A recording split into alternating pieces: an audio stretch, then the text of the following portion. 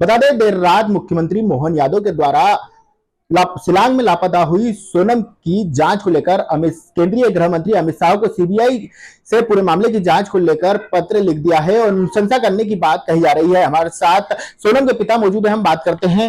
दादा, इस पूरे ही मामले में जिस तरह से मुख्यमंत्री जी ने केंद्रीय गृह मंत्री अमित शाह से अनुशंसा की है सीबीआई जांच की, आप कितने संतुष्ट है और अब क्या होना चाहिए? यहाँ के मुख्यमंत्री से हम बहुत ज़्यादा संतुष्ट हैं, कैलाश जी से भी संतुष्ट हैं। और अब अमित शाह जी के हाथ में बात है, आज शाम तक वहाँ सीबीआई पहुँच जाए तो बच्ची मेरी जिंदा मिल जाएगी। और अगर आज शाम तक सीबीआई नहीं पहुंची तो वो सबूत पूरे खत्म कर देंगे। वहाँ के जो पुलिस वाले हैं उन पे हमको 1% विश्वास नहीं। वो स्टार्टिंग से ही, पहले दिन से ही सबूत नष्ट कर रहे हैं। 6 दिन तक तो उनने कोई कार्रवाई नहीं करी। इसके बाद में फिर अमित शाह जी ने वहाँ के मुख्यमंत्री से बात करी, इसके बाद में उन्होंने थोड़ी सी आगे कार्रवाई बढ़ाना चालू करा तो वो सबूत मिटा रहे हैं। और जो बच्ची मेरी आज भी वहाँ जिंदा है, ये मेरे अंदर से भावना बोल रही है कि मेरी बच्ची वहां से जिंदा है। और 10 या 11 किलोमीटर दूर बच्ची है, वहां से आगे एक डबल डेकर के जो ब्रिज है उसके आगे एक ढाबा है, ढाबे के आगे बच्ची है। वहां से ढाबे के आगे बच्ची है, इतना मैं बोल रहा हूँ। और जैसे अगर वहां जो पुलिस पहुंच गई तो पुलिस पहुंचने से बच्ची खत्म हो जाएगी, बच्ची मेरी नहीं मिलेगी, उसकी भी फिर मेरे को लाश ही मिलेगी। तो अमित शाह जी से मेरे हाथ जोड़ के निवेदन है कि बच्ची तक सीबीआई को पहुंचा दो। वहां मेरे जो 10-20 लड़के जो लगे हुए हैं वो हर प्रूफ निकाल के दे रहे हैं। जैसे परसों के दिन भी जो सीसीटीवी कैमरा निकाल के दिया तो वो मेरे लड़कन ने दिया, कल का जो निकाल के दिया तो वो भी मेरे लड़कन ने दिया। तो वहां की पुलिस कर क्या रही है?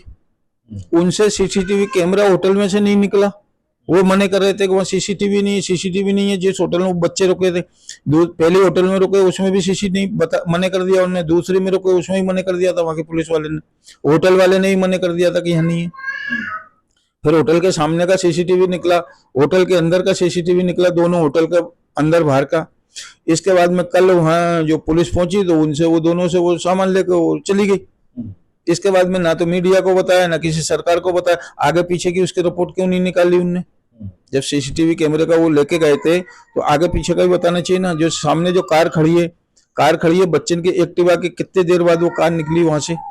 जो 2 संदिग्ध जो पहली होटल में वही के वही लड़के हैं, एक जो लंबी हाइट का है, एक ठिंगनी हाइट का है। वो ठिंगनी हाइट का बच्चन के बगल में दूसरे होटल में भी आ गया लाल गाड़ी में से, और वो लंबी हाइट वाला लड़का किसी से फिर वहां फोन पे बात कर रहा, और वही लंबी हाइट वाला लड़का वहां सोफा बैठा वहां बात कर रहा था।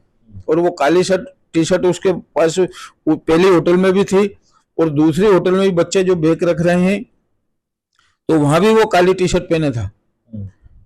तो लड़का वो ही है, दोनों वो हैं। अब तीसरा एक लड़का और उनको आगे कहीं मिल गया, तो 3 लड़के जो वहां का जो सिक्योरिटी गार्ड का जो ठेकेदार था उसके कल के बयान है कि 3 आदमी बच्चन के पीछे चल रहे थे, आगे पीछे चल रहे थे। तो वो 3 के 3 है, एक और उनने ग्रुप में ले लिया है कहीं से। तो उनको क्यों पुलिस वाले नहीं पूछ रहे? वहां के कुछ ऐसा लग रहा है कि ये जो लोग हैं ये कामाख्या माता से ही इनके पीछे लग गए हों, या इस तरह से कुछ अनुमान जताया जा रहा हो? नहीं, होटल से पीछे हैं, मंदिर से, माता जी के मंदिर से। ये गलत चीज है, होटल से लगे हुए हैं।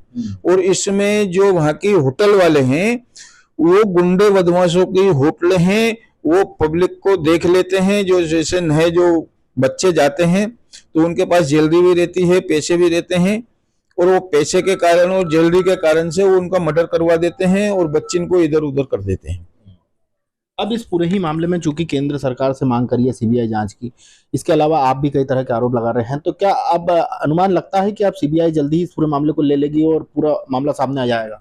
माने सीबीआई वहां पहुंची और मामला उनने लिया ना तो एकदम फाइल पूरा का पूरा खुल जाएगा, 24 घंटे के अंदर फाइल खुल जाएगा। सीधा सीधा काम है, वहां पे कोई सीबीआई को भी ज्यादा माथाफोड़ी नहीं करना। वहां की पुलिस काम करती तो वो कभी कभी फाइल खोल देती, राजा मेरा हाथ से नहीं जाता।